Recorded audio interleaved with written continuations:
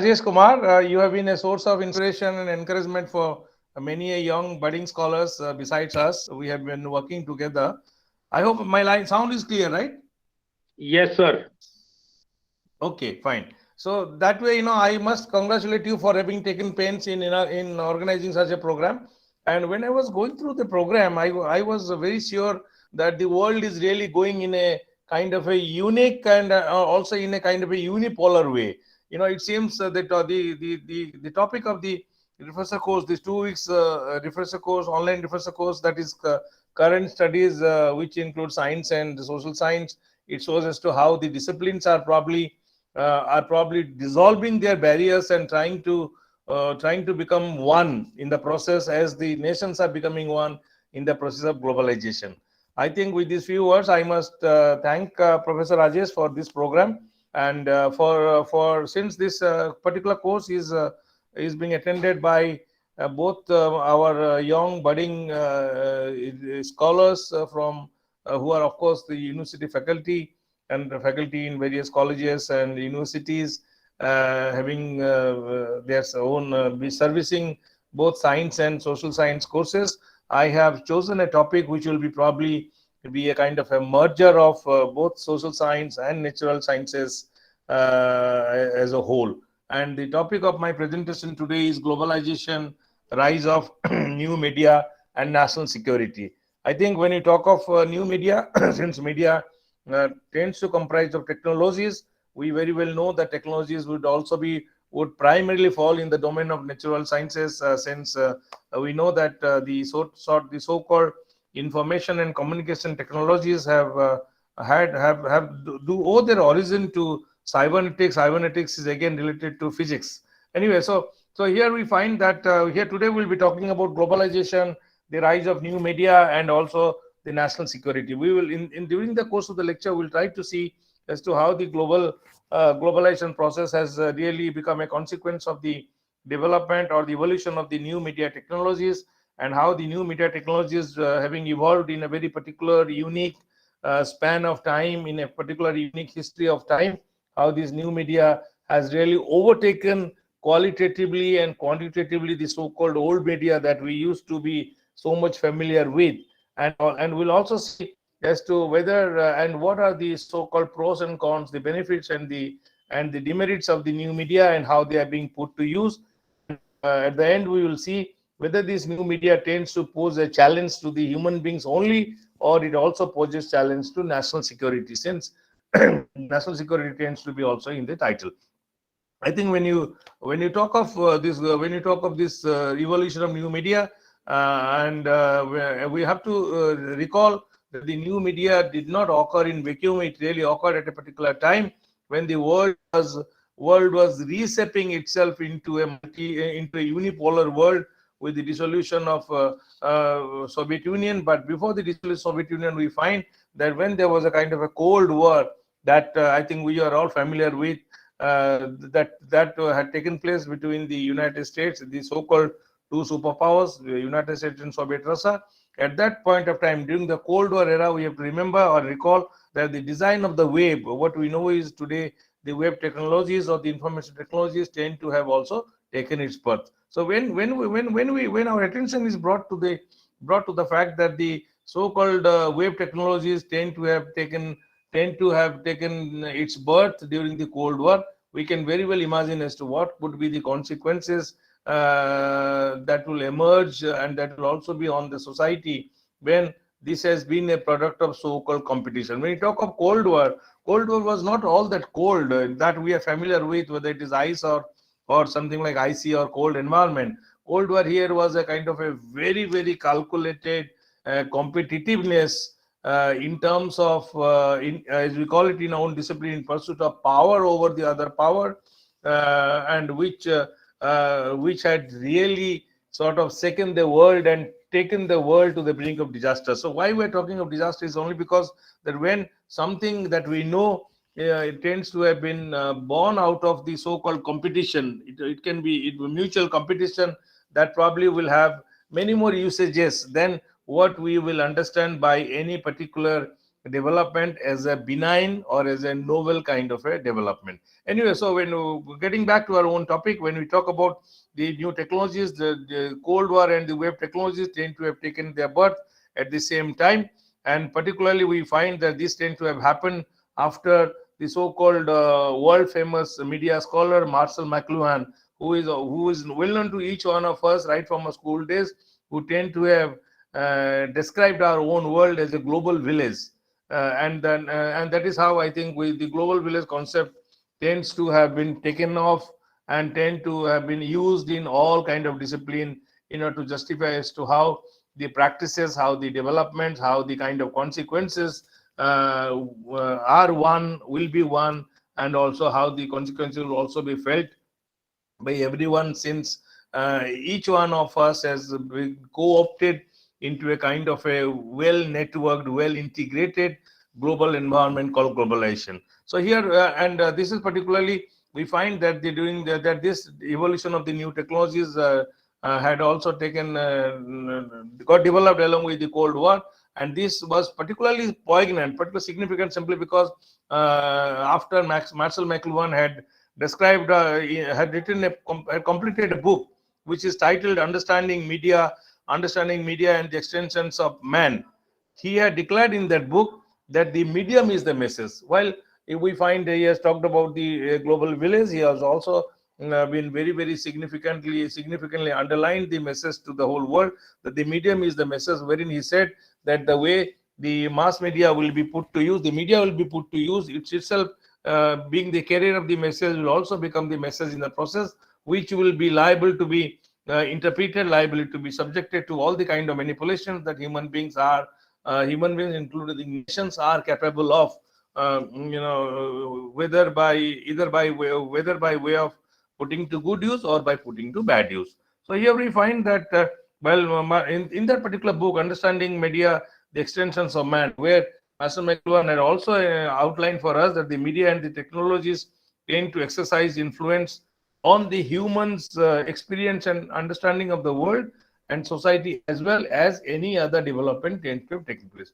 In this particular book, Master McLuhan says that the world had probably been at peril to underestimate the importance of the influence that media can have, the media and its so-called technological developments can have on the human's experience, on the human's understanding of his own society, of his own world, and and also of his own society as well. In other words, McLuhan had particularly written in his particular book as to that the media and technologies and their influence and their outreach, their reach to the various corners of the world cannot be any more underestimated, need to be understood, need to be taken seriously, as they seem to be having as much influence on the human consciousness, on the human understanding, on the human experience of the world and his own society, as any other concept tends to have their own influences, including the world itself.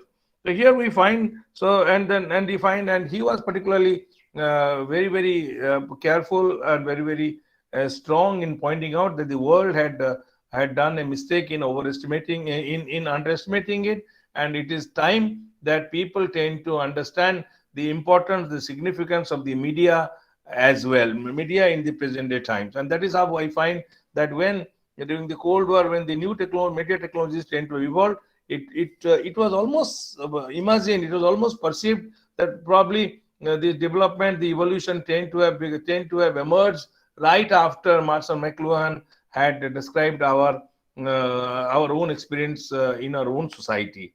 And we find that since 1980s, we find that the media that tend to have evolved during the Cold War tend to have also undergone rapid changes, which tends to have left the so-called present media with some characteristics which are totally unique, which are totally different, which cannot be compared to the use that the old traditional media that was being put to use by us, by the society, right up to 1980. So since 1980, we find that the media, as it evolved, it has not remained constant. It has got magnified, it has got further developed, it has got, as we say, we live in an era of innovation. So when you talk of innovation, we find that anything that human beings tend to imagine, they tend to translate their own ideas into some concrete shape, and those concrete shape tend to result in some concrete products.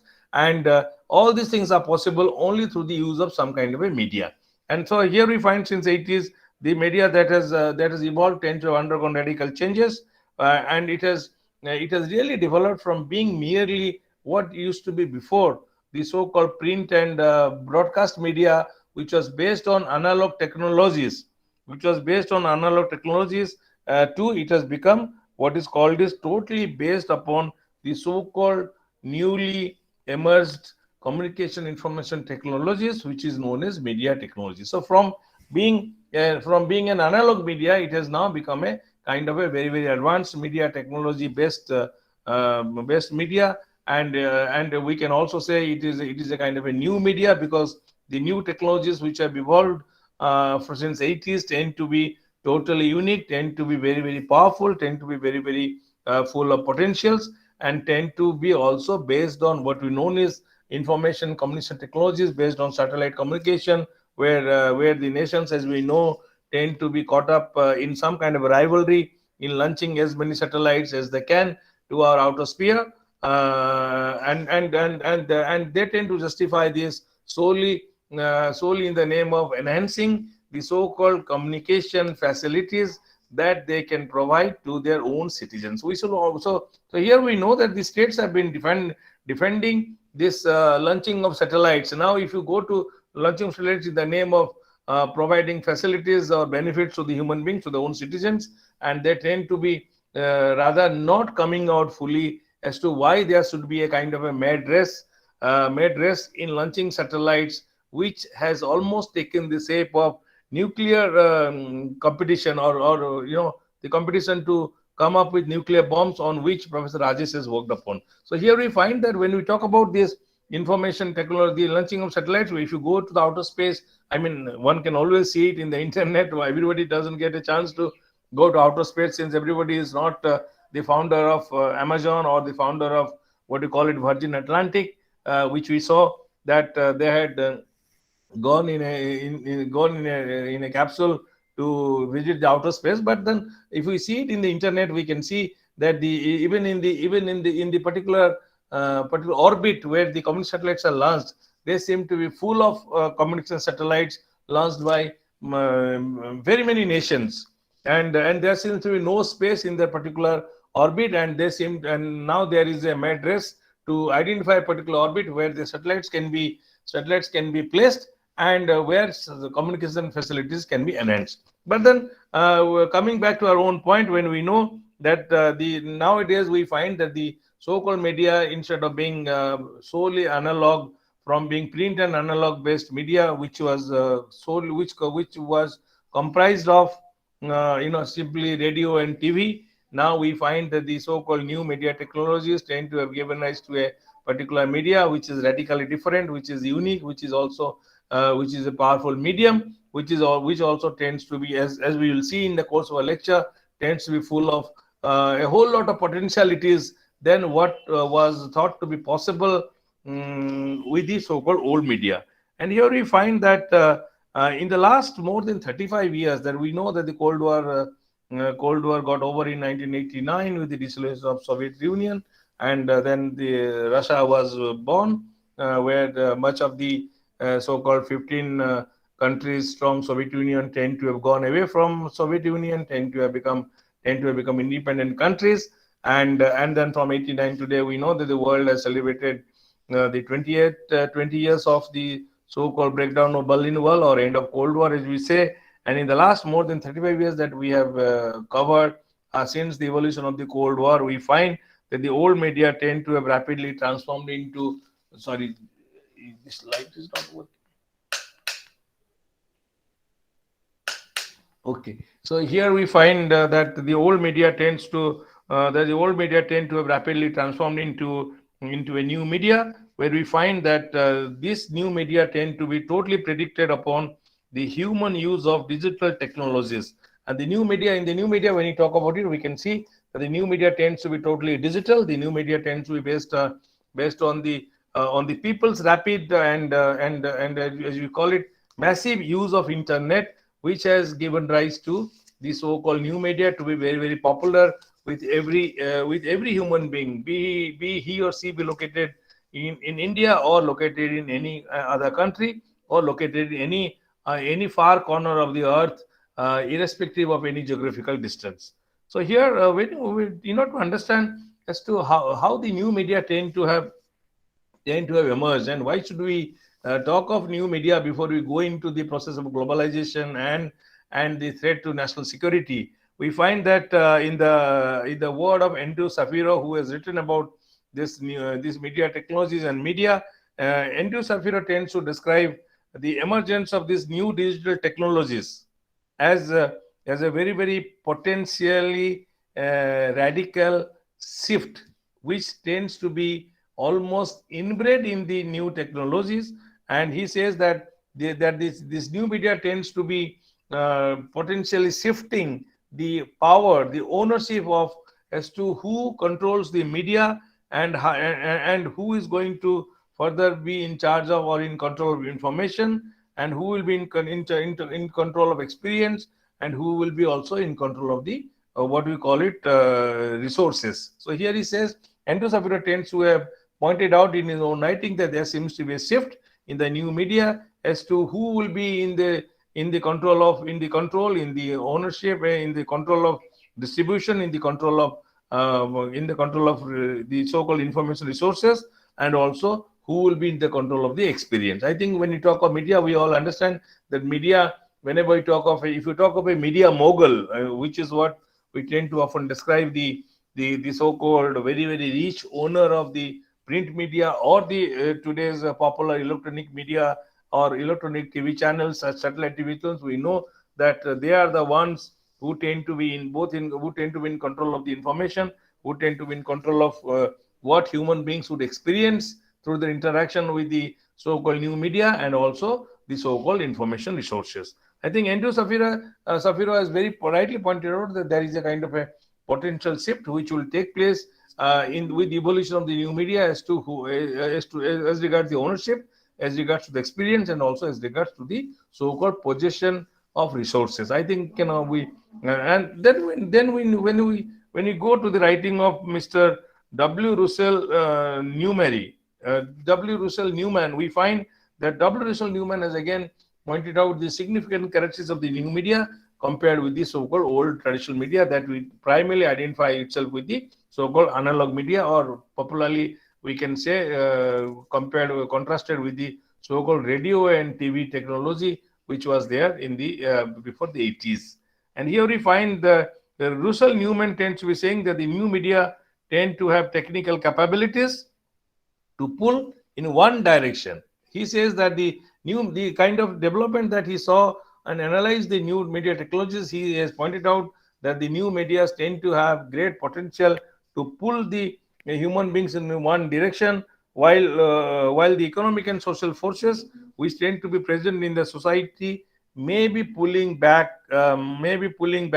in the opposite direction. So he tends to be W. Russell Newman tends to have pointed out that there could be some kind of a contrasting experience that human beings would face being resident of our own human society, while the media technologies would be pulling in one direction, given the fact that it is morely science and technology based, and it tends to, and we all know that how technology tends to have mastered the human being, while the human beings would have been rightly the master of the technologies. We now know that technology tends to be dictating the kind of usages to the master, to the human beings, rather than the human beings. So we know that technology, as it tends to be developed, technology tends to overtake the human capacity, the human intelligence, the human power of influence, the human power of ownership, and tends to get converted into some other shape on which human beings tend to have no more control. So likewise, here also we see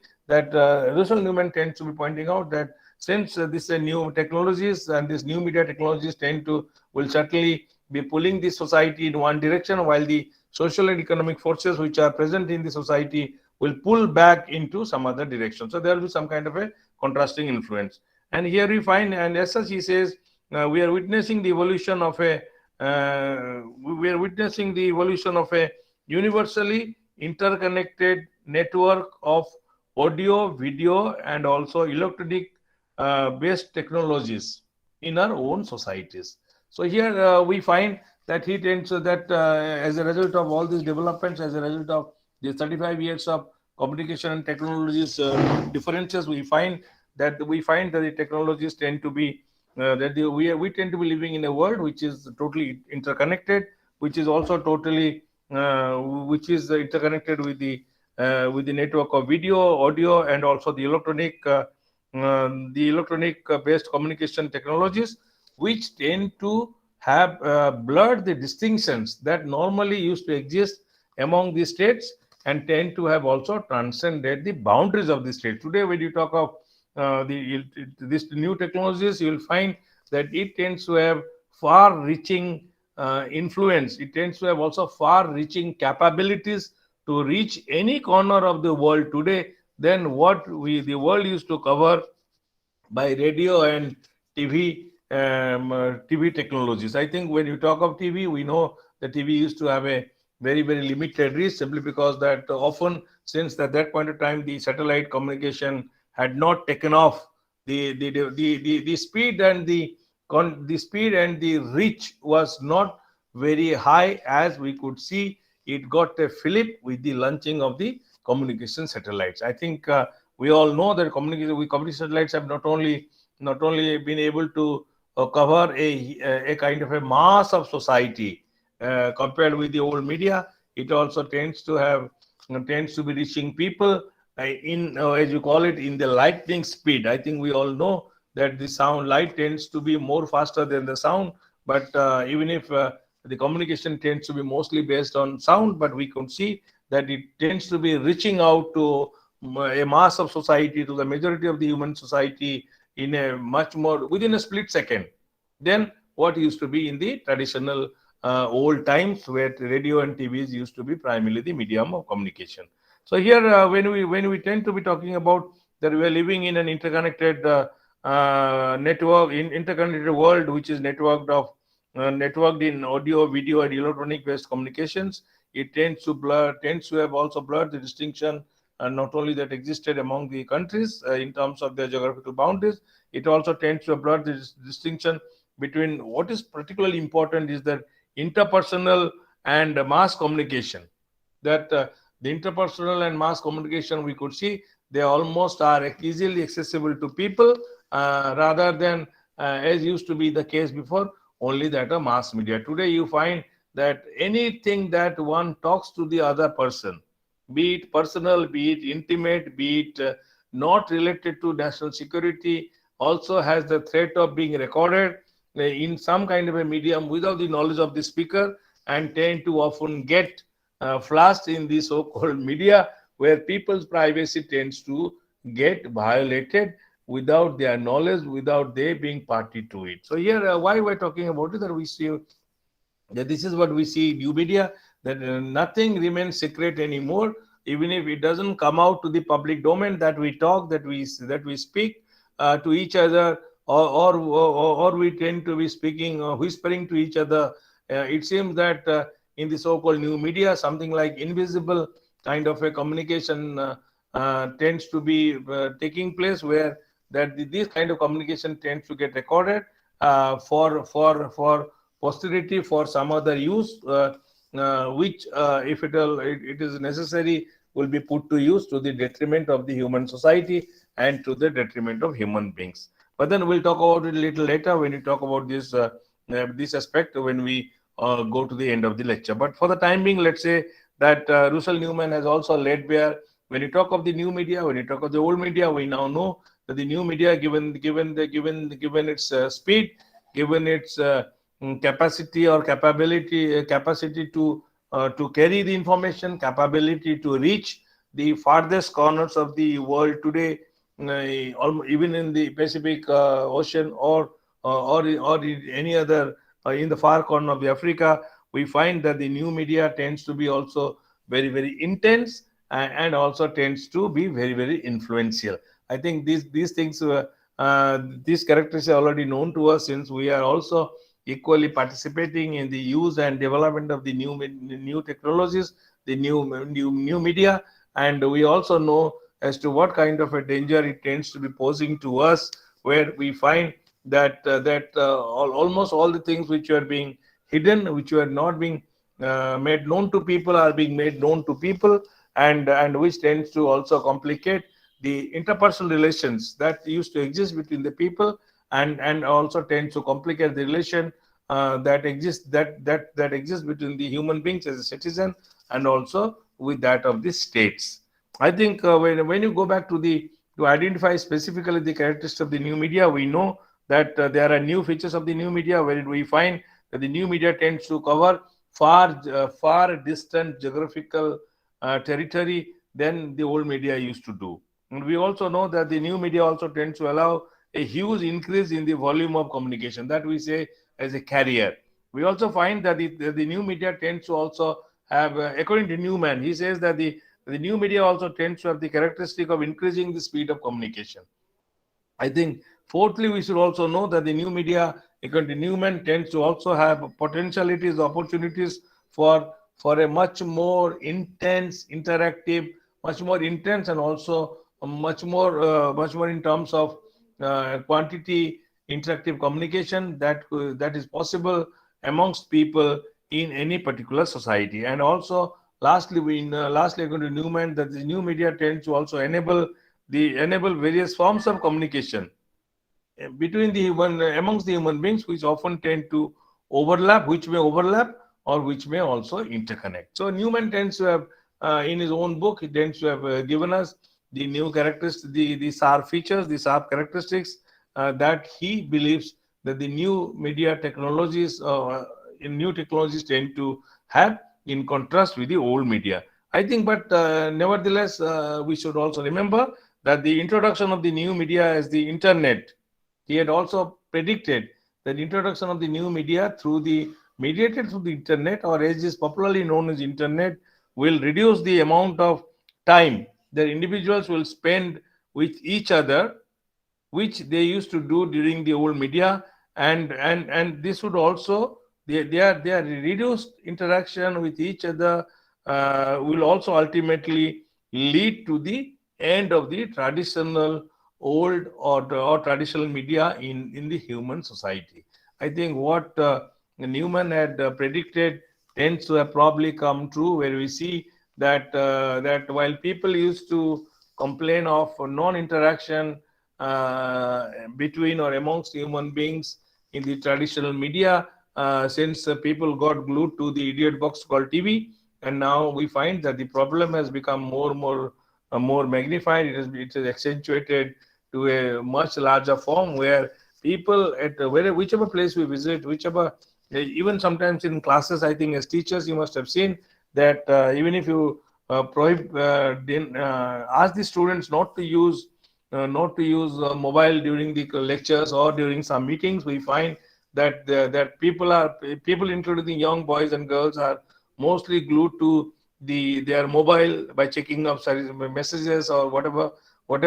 Then what they must focus upon. So here we find that radically the development of new media has reduced the human interactions amongst the human beings, and tend to have almost put an end to the old media, which existed before 1980s. And today we know that nobody tends to be talking of, even if people have TV, they have now smart TV, and that's how technology tends to have forced people to go for newer and newer acquisitions, and we find that they are no more watching the so-called family entertainment. Rather, they tend to use very many entertainments, including the so-called family soaps, which were the order of the old media. And today, so there has been a kind of an agreement that the new media tend to have taken its birth, and tend to have got magnified,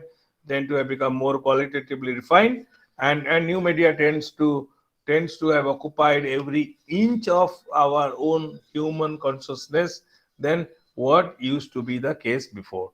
So when you talk of this, rise of new media, we need to understand that the rise of new media as has been talked about by Safiro, by Russell, by Marshall McLuhan, we find the new media tend to have enabled communication amongst people the world over. The communication that we talk about is not the kind of human communication that we primarily should engage in as being very creative human beings, but this communication tends to be mostly business like in nature, because there's a distinction between business behavior and business like behavior.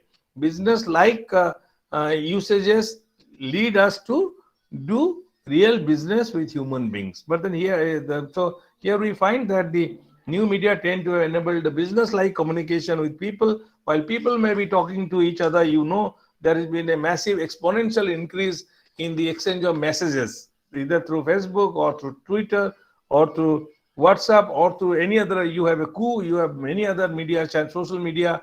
We find that those communications that we often do with fellow human beings tend to be more business like than more human as it's supposed to be. But anyway, but then coming back to the main point, that this rise of new media has enabled communication amongst people in the world over, and this rapid rise in the communication is being mostly negotiated through internet.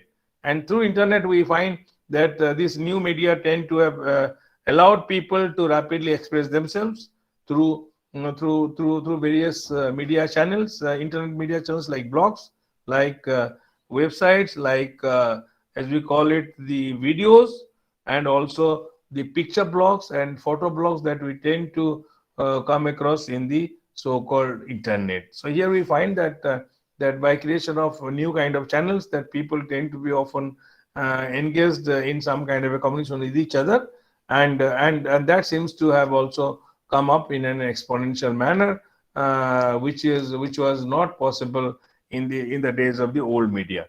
So why we're talking about it, but we will see that whether this rise of new media, what are the consequences of this rise and uses of new media, or use of new technologies, and also and what kind of a world it has really shaped up for us, which tends to call for some kind of, as we call it, re-engineering that seems to be the order of the day. So anyway, so when you talk of the new media, we said in the beginning that the new media is often held responsible for the speeding up, for the birth and also speeding up of the so-called integrated process or economic integration process that we often popularly call it as globalization. So globalization tend to have, he said, the globalization tend to have occurred as a result of the evolution and development of the so-called new media technologies. Had people not been able to communicate so closely, so quickly, so intensely, probably the critics say it would have not been possible for the globalization process to gather the kind of momentum, to gather the kind of speed that it seems to have had got in our own times. Today, you find the globalization tend to have not only covered the countries, it also tends to have covered every aspect of human life. That if we closely analyze the kind of practices that human beings tend to practice or in their own behavior, would probably be almost similar to the practices that are being followed in the distant countries, in distant continents. Anyway, so here we find the globalization is being said to have occurred as a result of the both as the evolution and also the development of the new technologies or new media technologies. And globalization is also, as if you understand globalization a little closely, we will define globalization as a process which is more than expansion of activities, and which also tends to go beyond the boundaries of particular nation states. So when you talk of globalization today, we find globalization tends to be not merely an expansion in terms of quantity. It tends to have it tends to be more than expansion, where it has tends to have taken everything possible under its domain, under its control, and tends to be also beyond the boundaries of the nation states, where the so-called distance doesn't matter, and where and everything that seems to be that used to be a barrier in the old times tend to have got dissolved, and everything seems to be possible in terms of reach, in terms of spreading of the content, in terms of the usage of the medium from by the human beings in any corner of our present day world. And according to Kelly, I think in the words of Kelly, globalization tend to have shortened the distance between people all over the world by such enabling of electronic communication. Kelly tends to say because if you look at globalization from the angle of communication, he says that globalization tend to have shortened the distance between that used to exist among the people, and it tends to have shortened the distance between people all over the world, and this has been done possible. This has been made possible by enabling the internet communication, which tends to have become the order of the day. So here we find that the globalization tend to have brought in more people, much more in the sense that much more people in contact with each other within a short possible time than it used to be done before. And also over the period as globalization tends to gather momentum, we have found that almost the whole world tend to have been co-opted into this world, so-called world of networking, where we find that we are all exhibiting the same kind of behavior as human beings, and there seems to be some kind of a death knell which has been sound to the so-called process called diversity. I think I do. We do not have time to go into social diversity, but another time we being that while we say that human beings tend to be different from each other, they tend to be diverse. Everybody seems to have unique qualities, but then when you talk about communication, we find that those who have got hooked on to social media, who have got into new media technologies, tend to be almost behaving in a very unique fashion than what should have been the diverse way of interacting with each other. Anyway, so here we find that this new media that we talk about tend to have radically broken the connection that used to be there between that used to exist between a physical place and also a social place. So it has broken the kind of the kind of the barrier that used to exist between a physical place geographically and also a social place, and tend to have also enhanced social vulnerabilities, irrespective of social relationships, irrespective of the distance. In other words, it has made possible the social relationship having broken, or having, as we call it in our own discipline, having bridged the distance over geography, over social. Nowadays, social distancing is in fashion, but we find that in the so-called media age, new media age, the social distancing seems to have disappeared, and everybody seems to be having a sense or a feeling of closeness with each other with our rapid everyday everyday frequent use of the so-called media technology based medium, which is known as social media. So the changing the new media that we are talking about today can be seen to have influenced also the public sphere. This new media not only has influenced the personal sphere of human beings, as we see, it tends to have also influenced the so-called public sphere, which tends to be the place where where the so-called, as we call it, some kind of a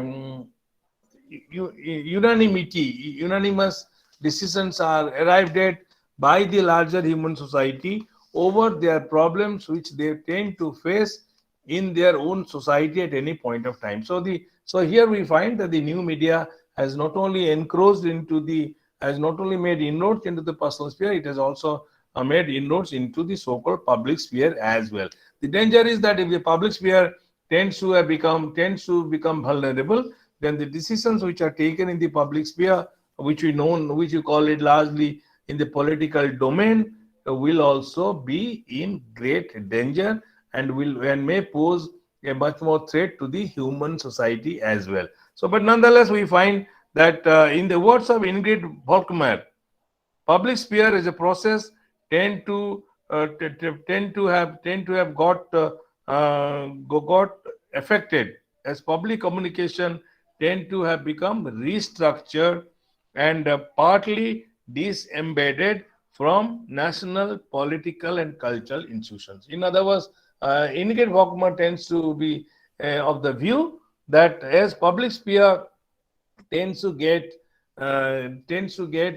what you call it, get influenced by the so-called new media, by the so-called new media mediated political public communication. It tends to uh, it tends to the public sphere tends to become restructured into something else, something alien than what it used to be before in the old media, and tends to also make the so-called public sphere partly disembedded from the so-called political and cultural institutions which are which are functioning in the society at any point of time. We all understand that.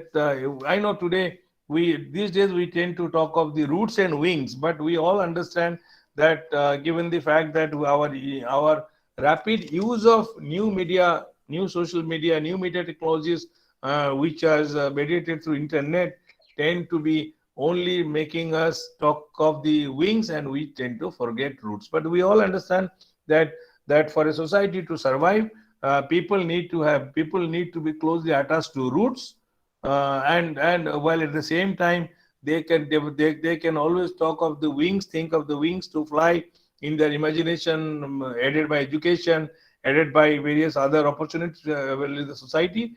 But the danger remains much more grave to the society if we tend to be away from our own roots. By roots, we all understand as our social values which tend to have kept our society an integrated whole, rather than a kind of a disintegrated society that we see in the other parts of the world, where the new media tends to be much more in rapid use of, and the danger is therefore all to see. Anyway, so here we find that Indian dogma tends to be pointing out to attention that as the public sphere tends to get radically restructured by the use of new media, there is a danger that the human beings or the public sphere would get partially, that's in the, to begin with, partially would get disembedded from the national and cultural institutions, which certainly have given enormous meaning to our own society, and tend to have been used as a very,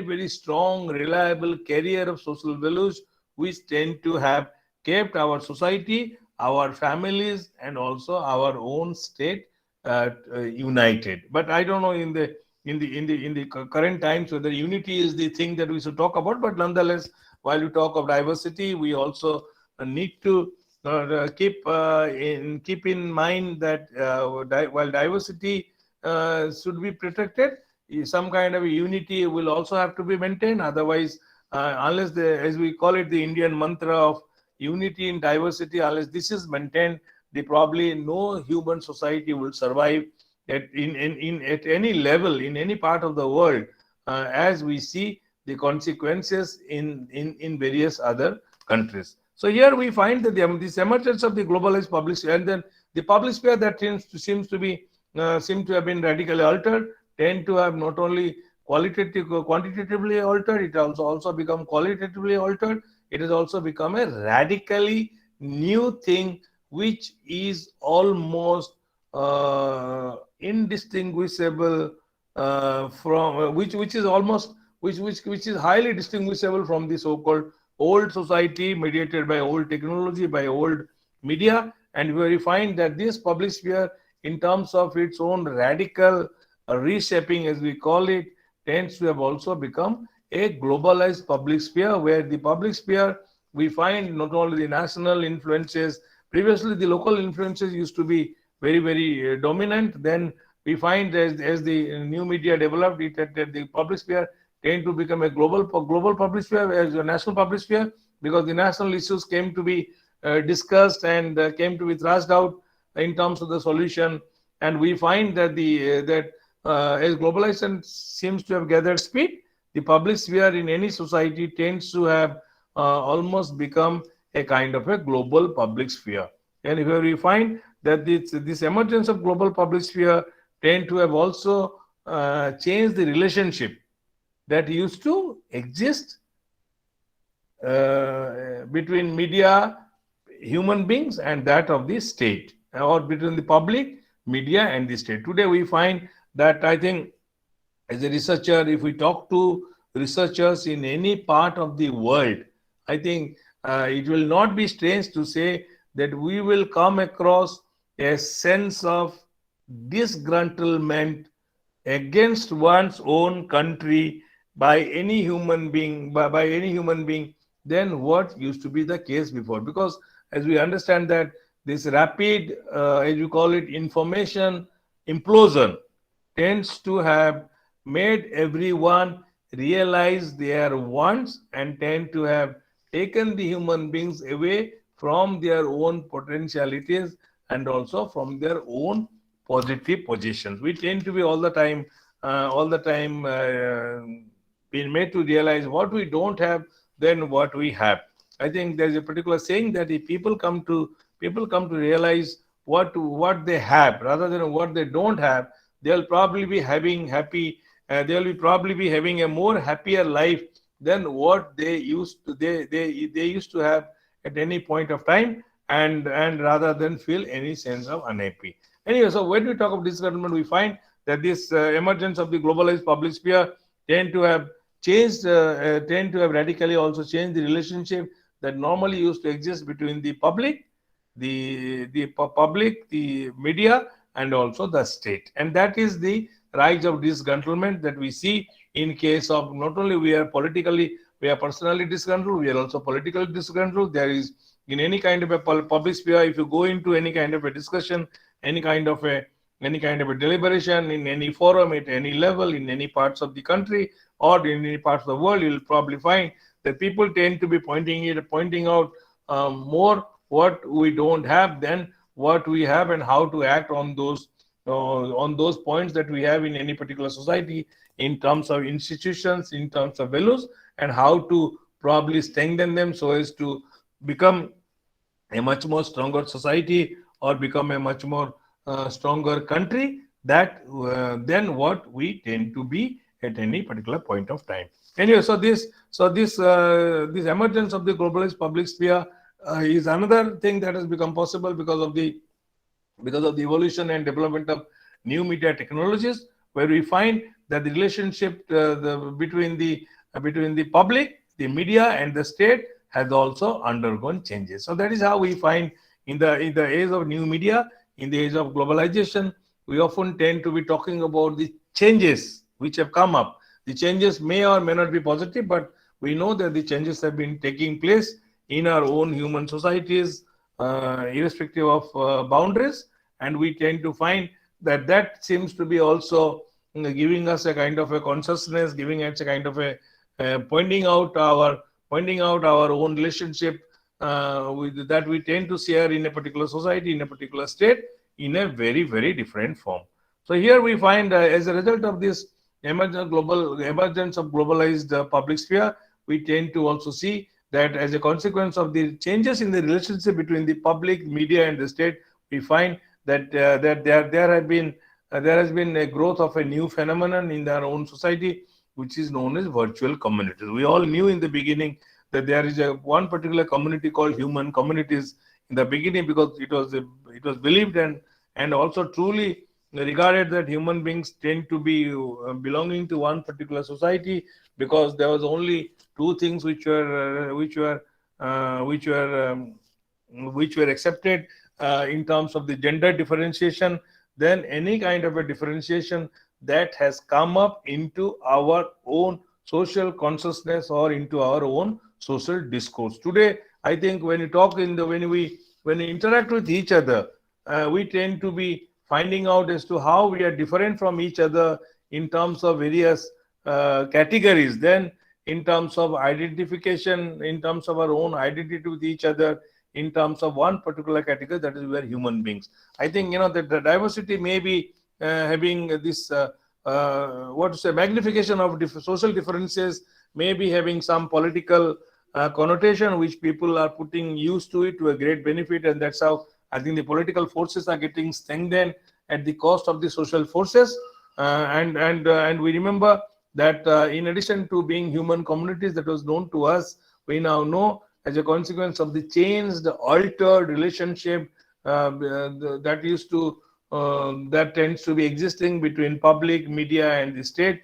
We find that the virtual communities now, what in our own society, what we have is simply virtual communities that people seem to be existing in the internet rather than are being able to be seen in physical form whenever we tend to look forward to them. Today we know that we are talking to you in the video, and today if you want to talk to your friends, relatives, and many other people in any part of the world, you probably can just use this new technology called video technologies, where you just whether you use WhatsApp or use Facebook or you use any other kind of a talking app, you'll find that you are able to, or Facebook Messenger, you are able to interact with the other fellow human beings. Then what could probably be the nature of communication if two human beings or two or more human beings would be talking to each other, interacting with each other in a much more physical manner. And anyway, so here we find, as a consequence of the changed, altered, radically different relationship between the media, public, and the state, we find this has given rise to the emergence of what is known as virtual communities. And these virtual communities that we find existing in our own societies tend to be mostly online, and these virtual communities also, like communication, tend to be transcending the geographical national boundaries or national barriers, as we call it. The territories are often barriers. I think you all have come across the movie called that, how the borders tend to be almost obstructions. The borders were primarily, primarily evolved or primarily demarcated to ensure some kind of a security to people, but now find that despite the existence of borders, we find people tend to be feeling insecure on the part of each other. And I think if you go to the international border areas, you'll find that despite the territorial limitations, we find that there has been almost like porous territories where people in the sense, the undesirable elements often tend to cross at will and tend to often pose a threat to each other's life along the sides of the border. But nonetheless, virtual communities tend to exist online and tend to be almost tend to have transcended the so-called national boundaries, and also tend to have, as we call it, tend to have eliminated the kind of social distance, the social restrictions which used to be there in the time of the old media. So here you find, when you further magnify the new characteristics of the new media, one can see that the Martin Lister tends to have again listed out some characteristics by using some single-letter words, and he says that according to him, the new media tends to be having six main important characteristics, which is digital, and the new media is digital, interactivity, hypertextual, virtual, networked, and also simulated. So he says that these are the six characteristics that he has identified with the new media, and we will see if these usages of the new media in terms of the characteristics, what are the ramifications for the country, for the society, which is encapsulated under the term of national security. I think when you talk of the new media, we know the new media that is being put to use tends to be largely digital in nature, and it's undoubtedly different from old media. So hence, it is more and more digital interactions tend to take place, and here we find that this new media tends to be also output oriented. The output form tends to be rather electronic, and it also tends to be, this new media also tends to be generating its own source of its own information. It also tends to, the new media is also capable of storing its own information. It also tends to interpret or negotiate a huge amount of priceless data, which are of great importance to the society, to the human beings. And also we find that this also, that the new tech media also tends to be primarily comprising of old, old sources, or comprising online sources. So here we find, when you talk of the processing of data, I think we all know that how the human security tends to be a great danger today. I think every day you must be getting a message, as a text message in a mobile or in an email, as to how people are being attempted to be defrauded by the undesirable elements through the use of the so-called new media. Today, if you want to find out as to where from the message originated, who is the owner of a particular mobile SIM. It is almost difficult to find out as to who is the real owner of the SIM, because everything has been, all the papers, all the documentation tend to be have been completed by using the fake means. And we also find that more and more people who tend to be socially indisposed to other fellow humans tend to be using these fraudulent means in order to deprive other human beings of their own possessions, including the money. I think if people have lost the money by having fallen into some kind of a fraudulent means, we also know that unless you, and it is also difficult to almost get back the money from the criminal, simply because that the criminal also, that the banks also and the law and order machinery tend to find it difficult to identify the criminals who might have defrauded the human beings by using the fraudulent means, to take away the money that people tend to have kept it in their own bank accounts. Anyway, so sir, here we find the new media tends to have all the characteristics, and we know how these uses are being put to use by the various elements, and how their usages tend to be almost posing a kind of a challenge of survival to the human beings, to the society, and also to the nation, or if you like, to the countries as well. So when you talk of the simple characteristics that we can identify between the old media and the new media, we find that while the old media used to be fixed, used to be stationary, used to be incapable of changes at every changes anytime, we find that the new media tends to be all the time in flux, tends to be all the time constantly changing, constantly flowing, and also it tends to be constantly, what you call it, constantly reshaping itself into something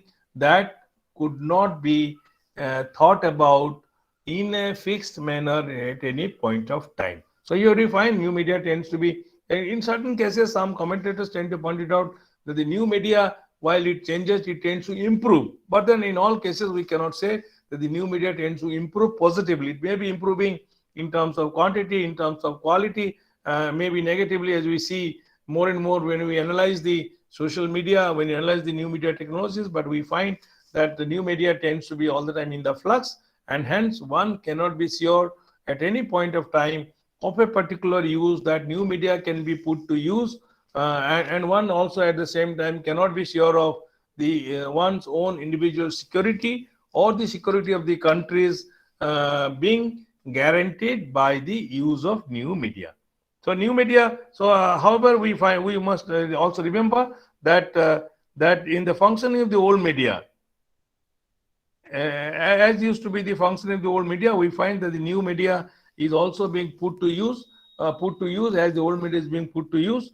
That was to, and since more and more people tend to get connected with the new media, we find that there is a possibility that a huge majority of people in the human society, like used to be there before, through their interaction with the new media, may be opinionated, may or may not be objective, may be subjective, may be having knowledge about anything as a primary source, or may be having secondary knowledge about the various development in their own society. So that danger, that use that we saw in the case of the old media is very much the new media, where new media also tends to uh, enable people to develop particular opinions which are to the liking of the particular human beings on any particular social, political, or cultural phenomenon.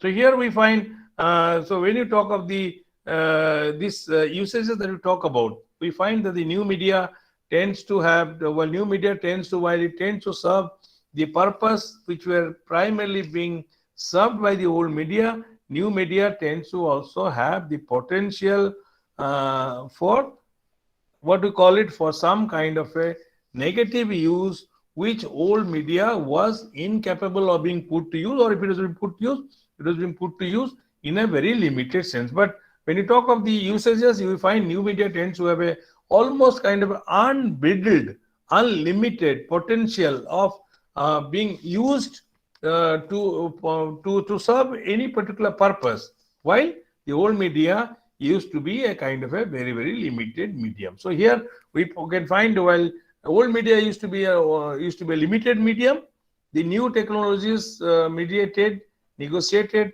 new media tends to be almost an unlimited medium. And here we find that while like old media and new media tend to have the potential for information and education, and we see in developing countries, this new media tend to have been used both for information and education, where we find that the new media has been used by the states in providing, in creating mass awareness, in providing information to the masses of the society who tend to be located in different corners of the country. And it tends to have also been used to provide entertainment, I think, and it also tends to have been also put to use for infotainment, where while people are being enabled to enjoy or to entertain themselves through the use of the new media, the government has also tend to have made efforts that people also tend to get informed through their through at the time of the entertainment, through the use of the various forums. And we also find that both also the new media has also been used for edutainment. I all know that these are this infotainment, this edutainment, this entertainment, these are all very important for us, for the developing countries, as it tends to not only make the country a knowledge society, where more and more people through the use of internet will transform their own society into what we call it informative society, and where there is a promise, despite the danger, the promise of more empowerment for the people. By having been in possession of the information, people will certainly feel empowered to take the right decisions for their own self growth, for the growth of the families, for the growth of the country. We also find that this possession of the information will also help people to act as much correctly as they can for their own benefit. And here we find that it also tends to have usages for the human society, because once people are glued to entertainment, then probably it will bring down the potential of human beings to engage in any other antisocial activities which some of us may be in the habit of carrying out in our own society. So in developing countries, we find that these new technologies tend to have enabled the society to develop faster, to develop further, and also it has also helped the human beings in the process of socialization. It has also helped in the process of transmission of culture. I think through internet we get to know many more people today than we would have known had we gone in for some kind of a physical interaction. I think here we find that that as such we can see that the new media tends to have played a kind of a very important role in the disseminating of culture, of the cultural practices amongst the people in a particular country. It has also, and if we talk about the global, it has also played a very significant role in the process of dissemination of global culture as well. As the global cultural developments may be taking place at any particular point of time, in particular point of history at any particular country, we find that those cultural idioms, cultural icons, cultural shows tend to become popular even in the far away countries than the country of origin. I think we all know that how Korean pop, I think Korean pop and Korean plays tend to have very important, tend to have a lot of audience in the northeast, and also if you go to Delhi, if you go to other parts, I think people also tend to have great great taste for their cultural shows than our own shows. And if you go to, I think at one point of time, Indians also love to see the cultural shows from our own South Asian countries. I think that might have gone in for some kind of a change, but nonetheless, I think people see, given the fact that there is a kind of a cultural similarity, there is a kind of cultural commonness, there is a kind of a as you call it, ethnic connection that we tend to share across the border. People often tend to what you call it, patronize the culture of the other countries, which tends to be part of the so-called global culture. I think when you talk of the new media, we find the new media tends to, yeah, there's, okay. we'll take another 10 minutes, we'll finish it, because here we'll find that the new media, through the increasing usages of Facebook, Twitter, websites, new news, what do you call it, news blogs, email, the new media tend to have socialized people, socialized people, and tend to have also enabled what we call it social networking amongst the people, and also it tends to have also provided a kind of a common platform to human beings to increasingly interact with each other, to express their views, to share their opinions, and more importantly, to be able to influence each other in terms of their particular beliefs, and also in terms of, and it also tends to impact the human behavior. Today, I think we all know that before we open up our own internet, we tend to be different, and after we have finished using internet, we tend to become different human beings, simply because the internet tends to be serving as a very, very influential medium, which not only influences culture, it also influences more particularly the human behavior with regard to our own speech, with regard to our expression, right of expression, also with regard to our belief, and also more particularly with regard to our own political notions as citizens. Today, I think that is how we find in some countries, in some cases, we can also see that the new media has been used as a tool by the countries for as a social change. But when you talk of the positive changes, we find that new media tends to have influenced social changes, and where it has also been used by various social movements in order to mobilize people for this so-called desired social change within their own society. It has also been used for, as we talked a while before, for educating, for organizing, for communicating with a larger mass of people in any particular part of the world, or across the world, as we can say. It is also tend to have build it has also been used to build coalitions amongst people, amongst the masses, and also it has served as a great medium of mobilization of human beings on on issues which is of great importance to human beings. So in a way, we find that the social movement tend to have made a positive use of the social media, new social technologies, new media technologies, than what we can talk about the state. But here, just to take an example, before we talk of the state, we must know that in 1994, the first ever use of internet was used to organize, to educate, to organize, to mobilize, to communicate with a larger, to build up the social coalition amongst the people in Mexico by a movement called Zapatista movement in Mexico. That made extensive use of internet in order to gather their supporters in support of their demand. I think the second usages, second positive use used by the social movement, by the social groups, was done in case of their building, mobilizing people to protest against the so-called WTO policies, which was posing a great danger to the human society in terms of economy. I think, and after 1990, one can see that there has been many usages which are being done even today by the social groups, by the social, what you call it, by NGOs, by the social movement, by the so-called international NGOs and national NGOs, to sort of mobilize people in support of their own policies, support of their own demands, and where we find that within a call, almost many people are, through the use of WhatsApp, through the exchange of messages, many more people are being enabled to be grouped together, to come together under some common platform in order to be able to express their views or to protest the policies of the government at any point of time.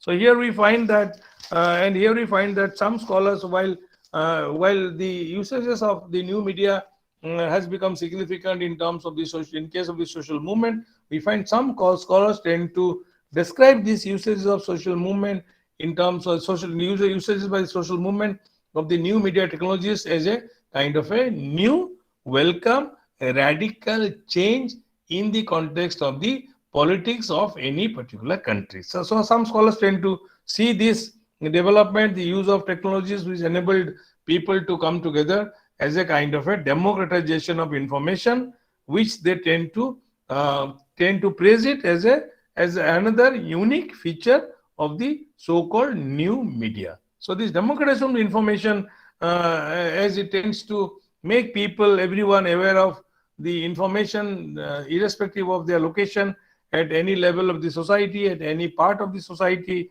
This democratization is looked as indication of the creation of a radical socio-technical paradigm which has the potential to challenge the dominant, the neoliberal, and the technologically determinist model of information, which tends to be put to use by the so-called dominant state. I think we all know democracy is an anathema to what we call it concentration or dictatorship, and the kind of information dictatorships which was being uh, exercised by the so-called sections of the human society, sections of the society, in terms of their capability of possessing information, tend to have been shattered, and people tend to be enabled to have to come to know to have the information which they are entitled to know by virtue of this use of new technologies, which tends to be regarded as enhancing the quality of democracy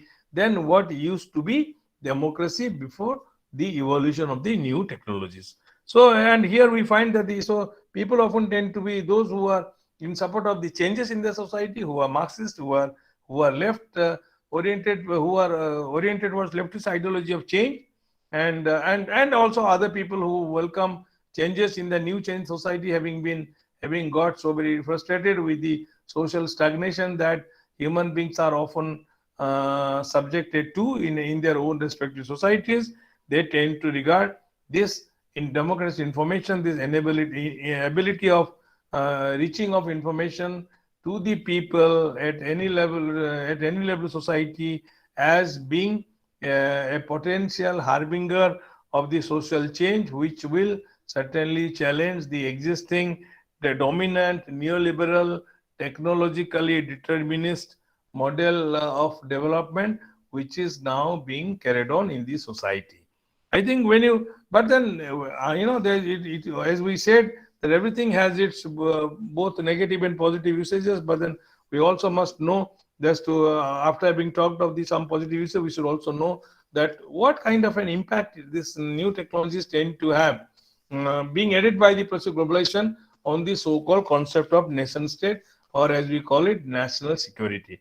I think when you talk of new media, we are often told that the way the new media tend to have been developed and tend to have become almost affordable by virtue of their prices, by virtue, and since it's affordable, since it is reachable, since it is also kind of an accommodative, the new media having been able to having the capacity to reach the whole society, everyone in a particular society, it is regarded that the new media probably tends, so while it may be it may be helpful useful to the human beings if they put to positive use, while it tends to have dangers to human society if it is put to negative use by the so-called human beings. But it tends to have some kind of a grave threat to national security, as there is a possibility that these new technologies will also be used by the so-called antisocial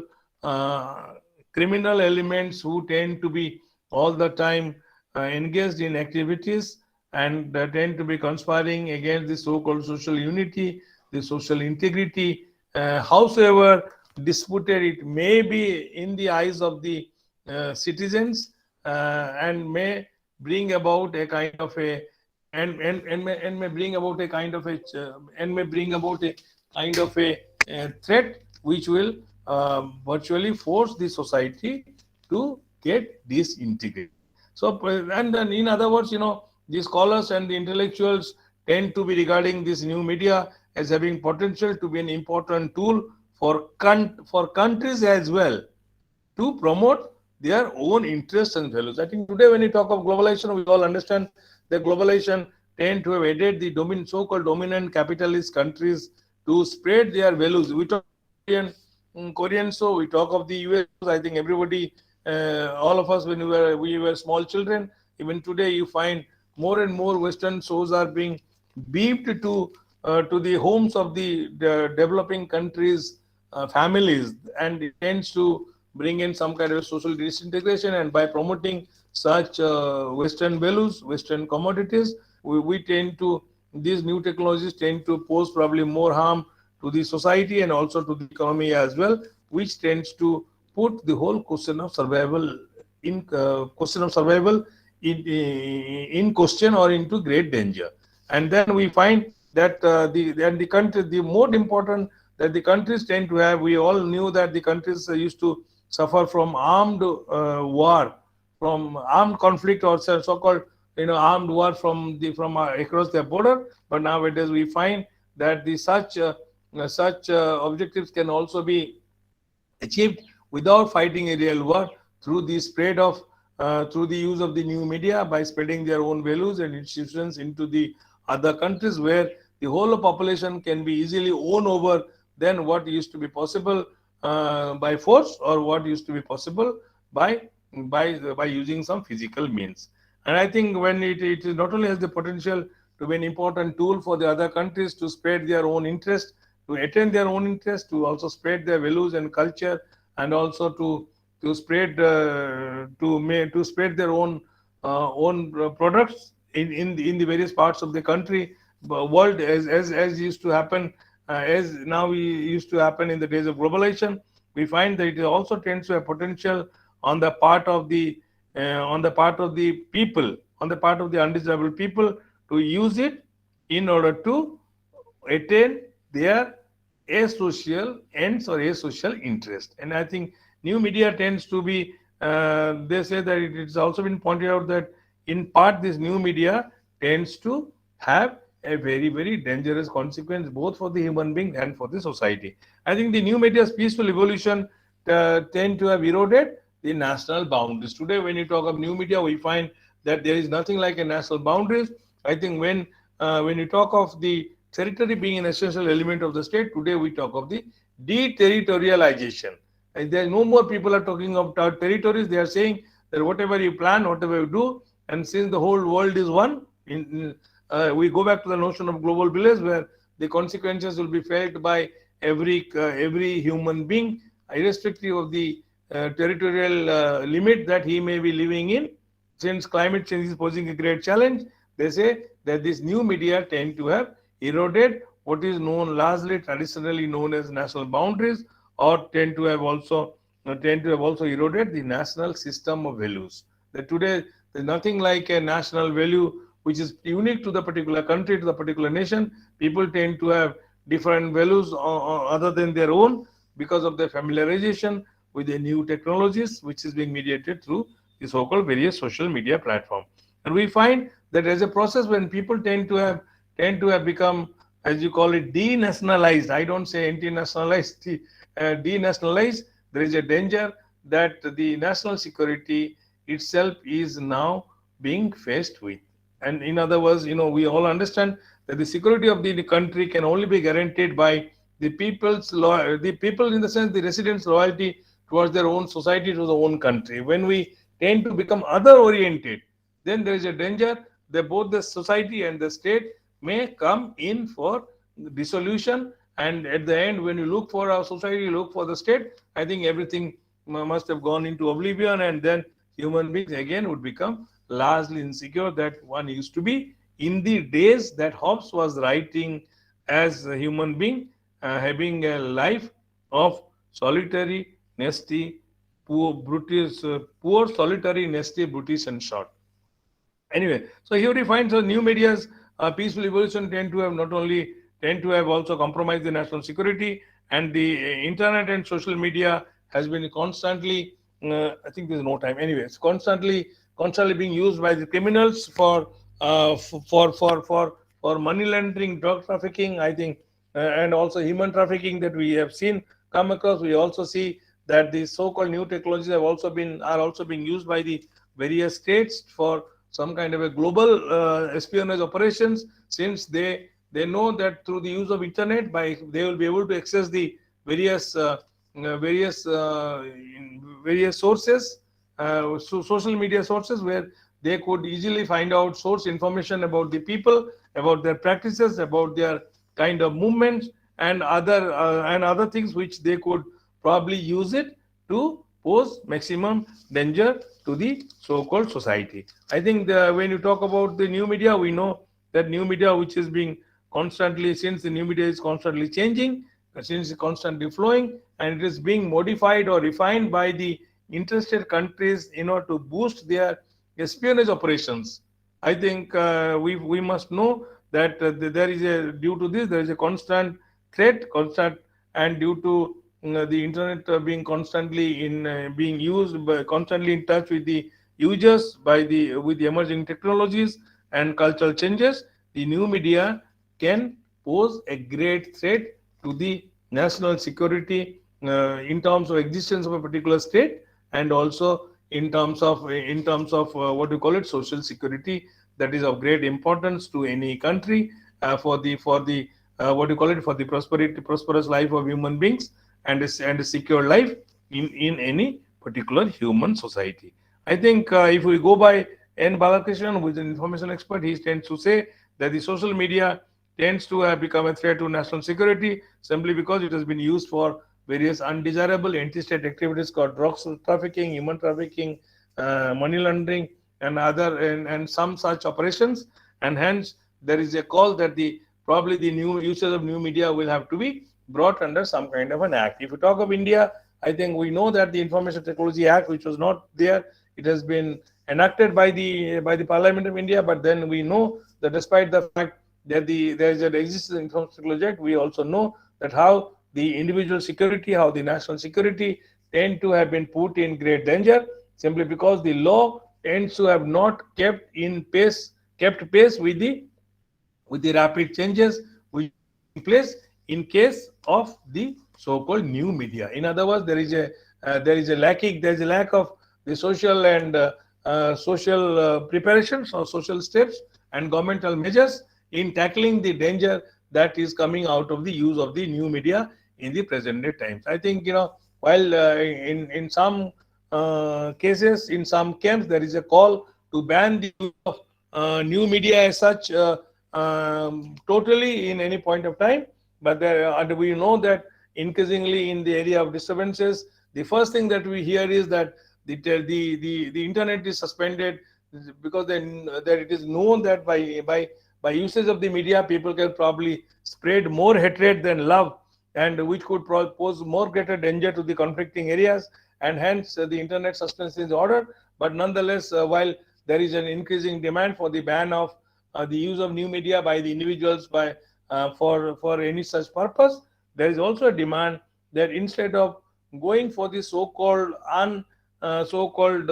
worthless exercise of putting a ban or suspending the use of any media, the government should rather pay more attention to increase the level of governance that it is carrying on with at a particular time in a particular society. And only by increasing the governance, by that it means by increasing the capability of the law enforcement machinery, by sensitizing people, by trying to deploy more and more technological gadgets to control and prevent such misuses. Probably that way the national security and the human security can be enhanced. I think with this we must talk. This is a long topic. It would have been very nice to talk longer, but then since you must have been tired, you started at 10 o'clock, I'm told, and it's now 4 o'clock. In between, you might have had your lunch or something, and you are at home. But nonetheless, people often get tired by this academic discourse. But nonetheless, I feel that I have dealt with as many points as we can within the time frame. I must thank you for the patient hearing, but so you can still, I'm here, I'm not going anywhere. You can still spend 5 to 10 minutes by sharing your views, by asking questions, or by by posing any question that you may be having in your own mind. Thank you very much. Thank you so much. Namaskar.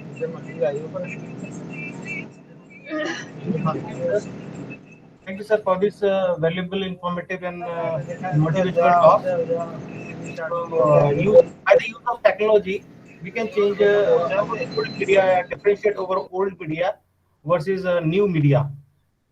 And new media and social media is two different things, as I understand from this talk. Uh, with the help of, yeah, with the use of social media, with the new social media, we have categorized two type of society, two broad category in our society. One is virtual and one is a physical. And same as a physical is our old society one, and next one, which is a virtual society, which is using more technology. So, my dear friends, if you have any questions regarding this talk, so this session is open for all.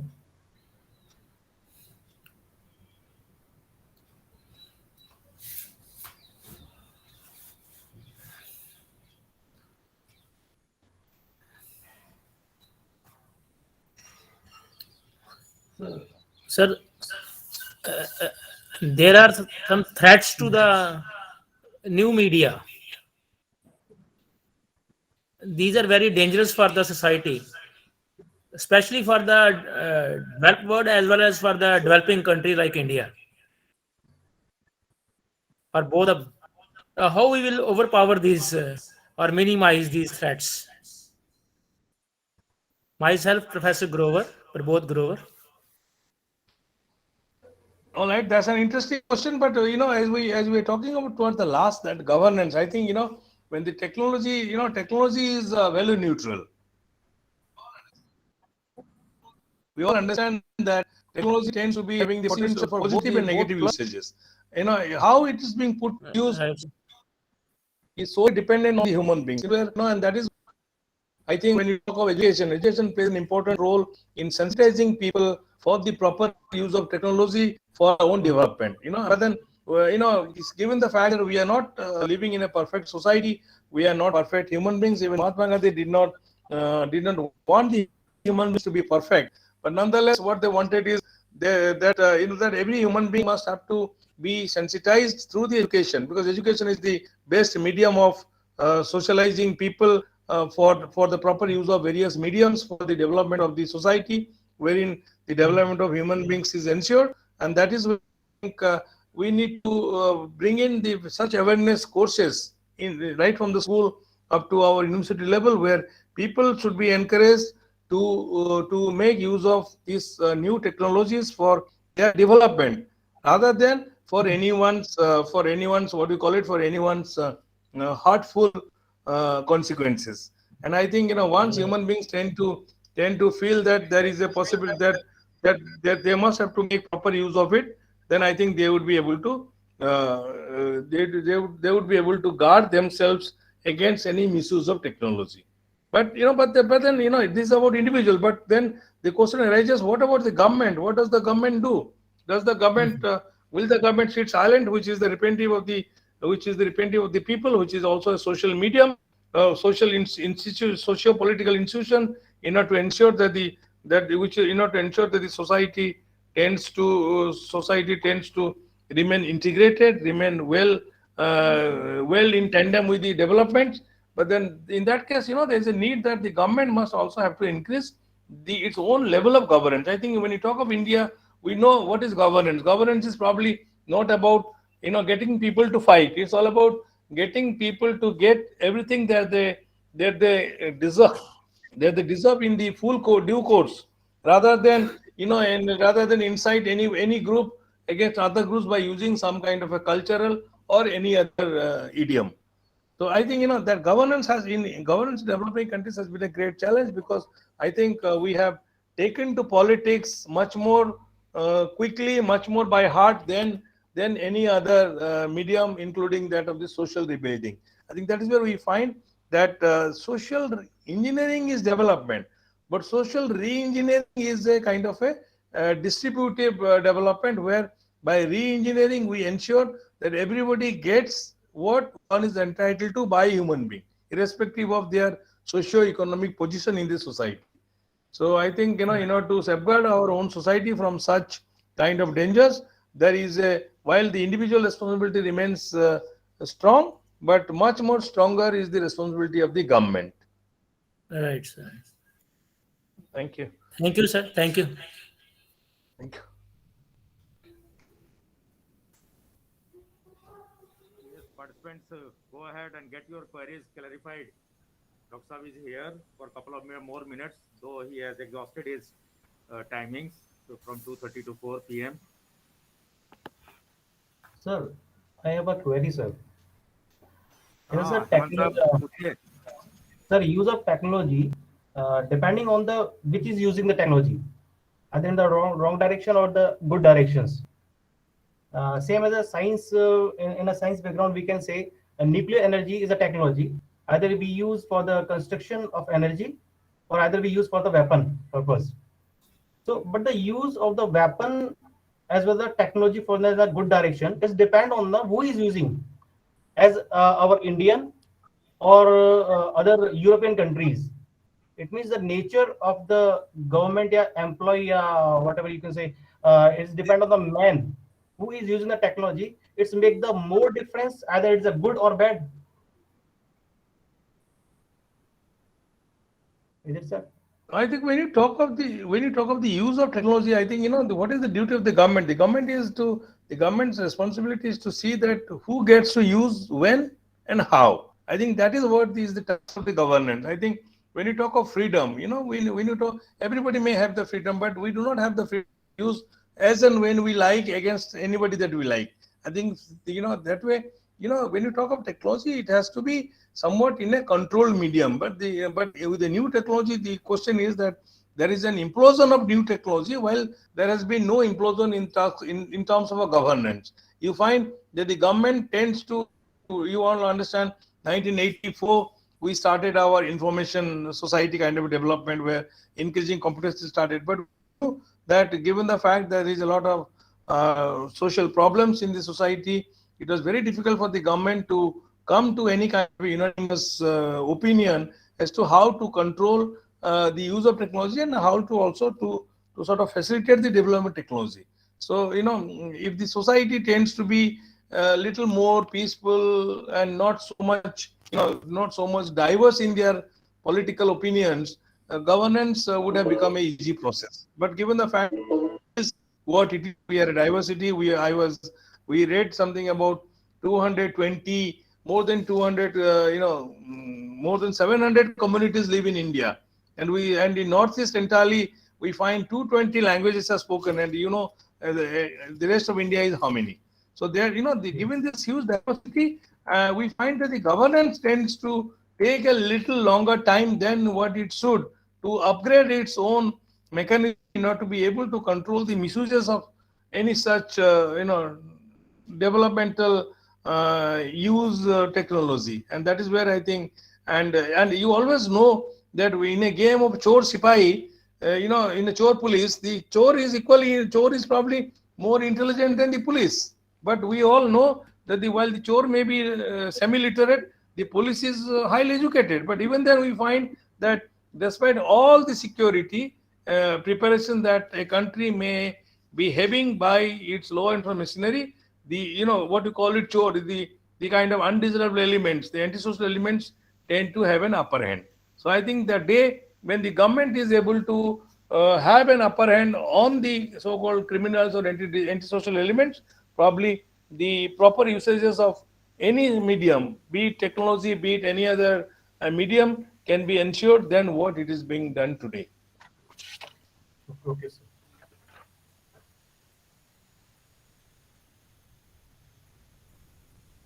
So, So I hope all queries stand answered. So it is time for uh, today's moderator Hemant Kumar to propose a vote of thanks. But before that, just my personal gratitude to Dr. Viswajit Mahapatra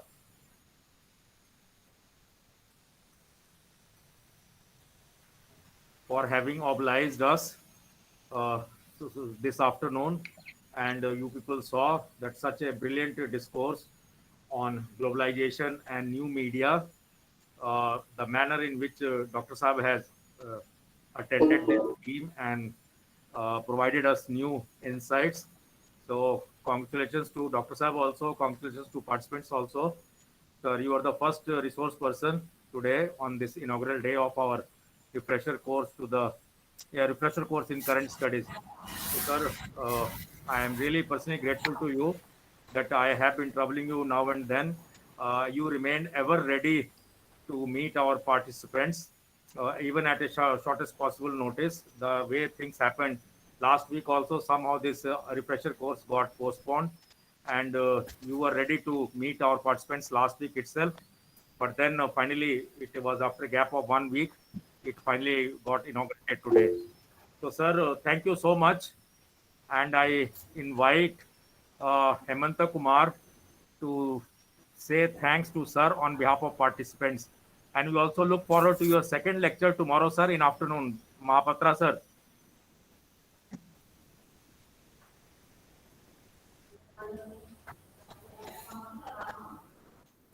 So I'll do that. I'll do that, sir.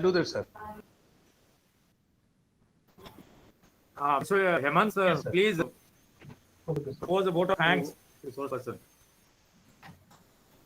Sir, I with my all friends of this group, I am very thankful for this energetic and informative talks.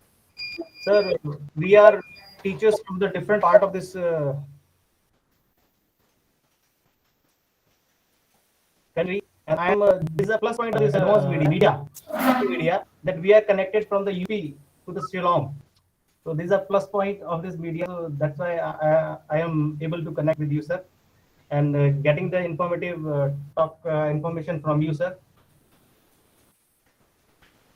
So we all are teachers, and I will promise to you, sir, we will convey message to all my students that the use of media or new media and the drawbacks of the use of new media. We have to take up precautions to use of new media, sir. Thank you very much, sir. Thank you for this. Thank you very much. I think Thank Professor you, Dr. Rajesh Kumar Mahapatra, ji, each other. And we'll meet tomorrow, sir. Professor Rajesh Kumar जी को हमारा नमस्कार और बधाई. आप लोग सब बधाई. Oh, yeah, खुश really, रहिए. sir. Thank you, sir. I'm Bye. See you. grateful, Namaskar. sir. Thank I you, accept sir. your Thank you. compliments. I accept your compliments. Thank you, sir. Thank you, Okay, sir. participants, stay back. Thank you. Sir is signing off.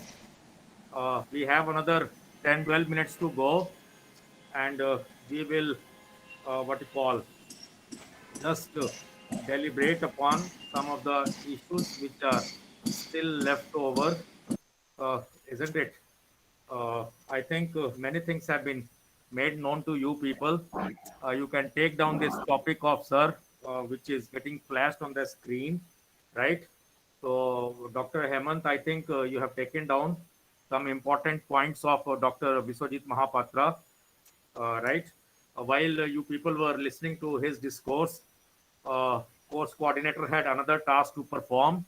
Though I was physically present before your camera and also this mobile device, but meantime I got this what you call press report of this inaugural ceremony prepared, typed, and forwarded to our PRO department, because once they vet it, then only this news item would get published in some of the local newspaper or newspapers like Tribune and others, HT, isn't it? So thankfully I could complete it today itself. Otherwise, usually what happens that because of lack of support or necessary assistance from other side, but since we are at our place, I have to help myself only. But anyway, I managed to get it done. Uh,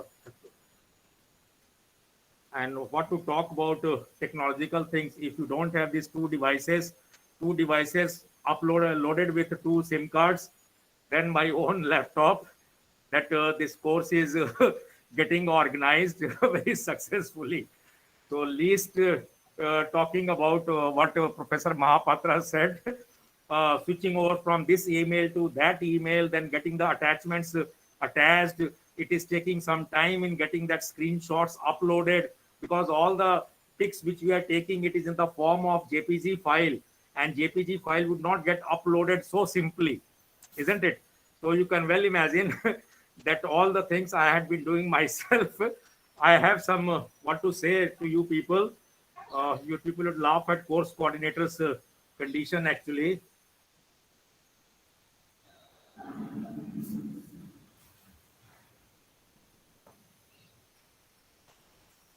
I operate through some 11 emails on daily basis, right? At times, some information it gets lost, isn't it? Because you have to locate which email from which domain. That kind of task we are discharging, responsibilities we are performing here, right, on daily basis. So this online has what you call generated enormous amount of pressure on we people, because of this constant online mode. You don't have even excuse to say that I am not available.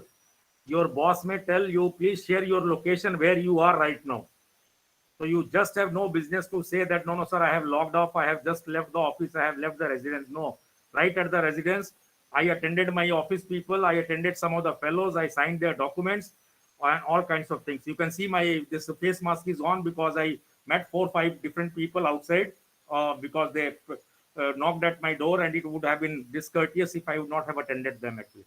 So continuous right from 9 to 5. This is the kind of exercise which has been going on, either with you people in this capacity, that capacity. But thankfully, it is all technological things which is enabling us to cope up with these kind of challenges of new generation. So, Biswajit Mahapatra, he certainly brought in his own set of expertise before the candidates, before the participants. And I hope Mr. Hemant would certainly, he must have got the copy of report pro forma. Hemant जी, तो वो आ गया pro forma आपके पास? I got it, sir. मिल गया, sir. So you people must have seen this pro forma is of a particular format, और उस format के अंदर ही आपने feedback देनी है. So your task becomes easier कि हमने feedback में कौन कौन से points को highlight करना है और किन चीज़ों की कोई ज़रूरत नहीं है, isn't it? और उतने ही वर्ड्स में कोशिश करनी है कि जितना स्पेस वहां पे है उसमें ही आपका रिपोर्ट प्रिपेयर हो जाए, isn't it? So that was about what you call this discourse of Dr. Biswajit Mahapatra. I am pretty sure tomorrow he will come out with his another lecture which will cover another aspect of our trust area, isn't it? Today it was on new media.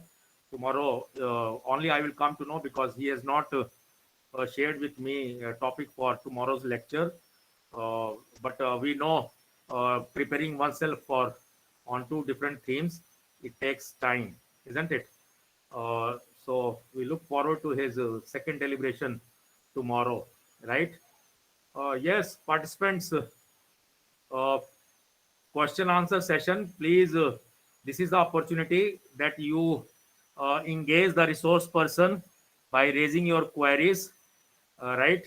And many a times a resource person also wait for the opportunity that if some of the ideas which they have missed out during the course of their deliberation, it is participants question answer session which help them in sharing those ideas which could not be shared during the course of their deliberation actually.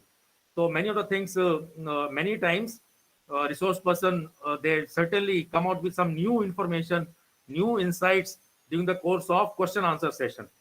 So the more you do it, the better it would be on part of all participants.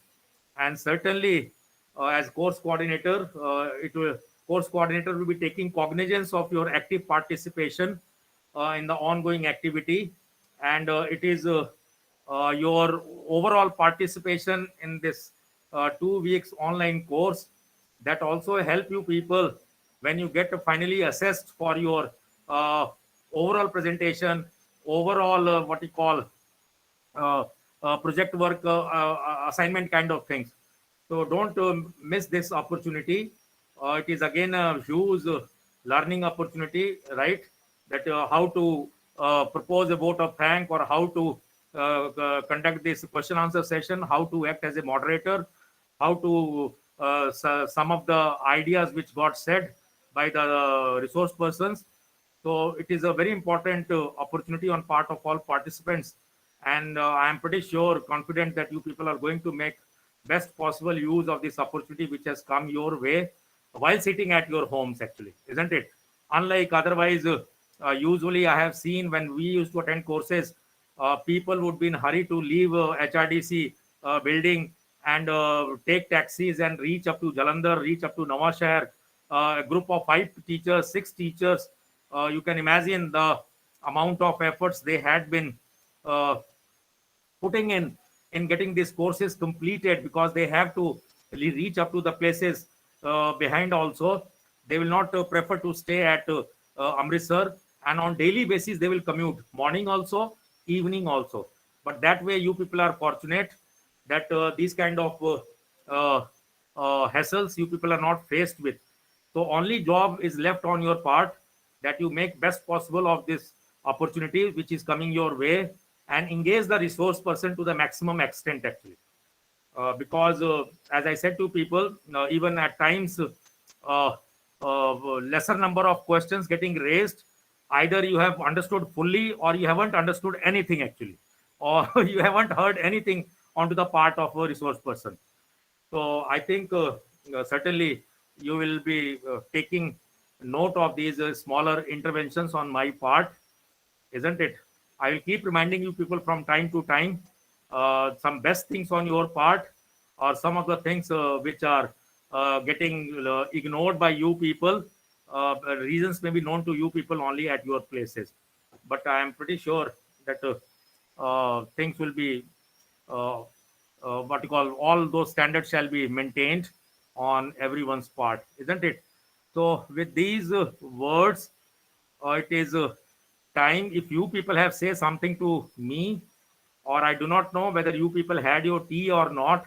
Had you people been at Amritsar, certainly it was tea time for all of us, isn't it? uh, and say goodbye to each other. uh, but I do not know anything on your part, Niti ma'am, Kamlesh ma'am. अ, योगा के साथ आप लोग ready रहेंगे, भजन के साथ आप लोग ready रहेंगे। कई बार जो जिस पर्सन ने रिपोर्टिंग करनी होती है उसके पास इतनी एक्सपर्टीज होती नहीं है। In last course participants forced me, sir आप भजन शुरू कराओ, none of them came forward. तो राजेश सर क्या करे, तो मेरे को एक ही भजन आता था, रघुपति राघव राजा राम, पति तपावन सीता राम, इजंट इट, ईश्वर अल्लाह तेरे नाम। So I think thankfully this prayer we had been singing during our school days, that saved me of that situation, actually. So मेरे को दोबारा रघुपति राघव राजा राम आपके साथ शेयर ना करना पड़े, मैं आप लोगों की मदद चाहूंगा। और कुछ नेम्स जो मैंने बिल्कुल याद कर लिए हैं, दिल दिमाग में बैठ गए हैं, तो मेरा काम काफी कुछ रिलैक्स्ड हो जाएगा, लाइटर हो जाएगा। कुछ मेरे खास टीचर्स के चलते, पुराने टीचर्स के चलते, और जो मेरे फैकल्टी मेंबर्स यहाँ कैंपस से ज्वाइन कर रहे हैं इस कोर्स को, इजंट इट। बाकी जो दूसरे टीचर्स हैं उनके साथ भी हमारी इंटरेक्शन बहुत हो जाएगी official, for simple reason, because वो जब ग्रुप में आप पार्टिसिपेट करते हो एक्टिविटीज में, जो बेस्ट, जैसे ये ग्रोवर साहब हैं, ये कुछ खास नाम और मैं नई यादें मेरे लिए बन जाएंगी, और मैं हमेशा इन लोगों को मिस करूंगा जो लोग इस ग्रुप में जितना एक्टिवली पार्टिसिपेट करेंगे, बिकॉज एक नए प्रकार के लोगों के आप कांटेक्ट में आ रहे हैं। कई बार अपने सब्जेक्ट के लोग तो जानते हैं, कई बार कॉलेजेस के लोग जानते हैं, डिफरेंट सब्जेक्ट्स के लोग नहीं जानते हैं, डिफरेंट प्लेसेस के लोग नहीं जानते हैं। तो ये चीज़ें हमारे लिए भी बड़ी मेमोरेबल बन जाती हैं, काफ़ी एक तरह की इमोशनल एक्सरसाइज भी हो जाती है besides academic exercise, isn't it. तो मुकेरिया का college, how can I forget, Mukerian में ये सतवंत मैडम के, सुषमा मैडम के, ये इनके कोलीग है, सीनियर ऑफिशिएटिंग प्रिंसिपल थी मितू महाजन, वो मेरी फर्स्ट पीएचडी स्टूडेंट रही है, ऑफिशिएटिंग प्रिंसिपल, इजंट इट। तो बड़ी सारी बातें हैं। ये doctor Rehan, doctor Devashish, doctor Vishal, हम सब ने इकट्ठे काम किया यहाँ पे। हर सैटरडे संडे हमारे एग्जाम्स होते रहे, हम सभी लोग इकट्ठे काम करते रहे, तो रियली सभी के साथ मिलके बहुत अच्छा लग रहा है and I am pretty confident कि मेरे को कोई मुश्किल नहीं आएगी नेक्स्ट 2 वीक्स तक। ये आप लोगों के लिए भी बहुत एनरिचिंग एक्सरसाइज होगा, मेमोरेबल एक्सरसाइज होगा और कोर्स कोऑर्डिनेटर की सिर्फ फॉर्मेलिटी रह जाएंगी बिकॉज आप लोगों ने ओवरटेक कर लेना है सारा शो, इजंट इट। और मेरे लिए थोड़ी सी चीज़ें ठीक हो जाएंगी कल परसों से। आज थोड़ा मेरी ड्यूटी ज़्यादा थी, आपको चीज़ों से आगाह करने की, आपको कुछ चीज़ें बताने की, कुछ कमिटीज़ बनवाने की, कुछ रिपोर्टिंग वगैरह और कुछ रिफ्रेशर कोर्स का जो फॉर्मेट है वो शेयर करने में। And I am pretty sure हमारे स्टाफ जो है मनदीप सिंह, मिनी मैडम, ये सभी लोग हमारे पूरी हेल्प करेंगे और जो कमिटीज़ बन गई हैं वो पार्टिसिपेंट्स आपस में एक दूसरे की हेल्प करेंगे ताकि जो भी इंफॉर्मेशन मांगी जा रही है एचआरडीसी की तरफ से कम आप उसको सीरियसली प्रोवाइड कर देंगे, नहीं तो हमें खामोखा चीज़ें लटकती रहेंगी, things would get delayed. Thankfully एक चीज़ जो एचआरडीसी का बहुत ख़त्म हो गया है, टीए का पार्ट, नहीं तो बहुत सारा टाइम टीए उसके documents evidence this remuneration that remuneration उसमें खराब होता था। पर उसका एक अलग फायदा भी था कि during late hours course coordinator को इंटरेक्ट करना पड़ता था स्टूडेंट्स के साथ में, पार्टिसिपेंट के साथ में। वो भी दिन हमने देखे हैं यहाँ पे। ये ऑनलाइन मोड हमारे को वो चीज़ों से प्रोहिबिट कर रहा है लोगों के साथ इंटरेक्ट करना लेट आवर्स तक। कभी लंच खराब हो गया, कभी डिनर खराब हो गया, कभी लाइट चली गई, कभी ये खराब हो गया, all kinds of things. So course coordinator used to remain on toes. पर यहाँ पे मेरे को लगता है कि शायद थोड़ा सा कुछ काम हमारा कम भी हो रहा है। ये जो पार्ट्स हैं हॉस्पिटैलिटी के, सभी लोग अपने घर में कंफर्टेबली हैं, सेफली हैं और मेरे को लगता है वो चीज़ें किसी ना किसी तरीके से दे आर अंडर कंट्रोल। तो with these few words from my side, I think we say goodbye to each other under this impression that tomorrow morning 9:30 sharp we all would be again present here in the same format, isn't it? So please all of you take care, have a nice time. Thank you, Isn't it? sir. Thank you so We much. meet tomorrow morning. Goodbye to all of you. Thank you very much, sir. So goodbye, Goodbye, sir. sir. Thank you so much, sir. Thank you. Okay ji. Thank you, sir. Thanks.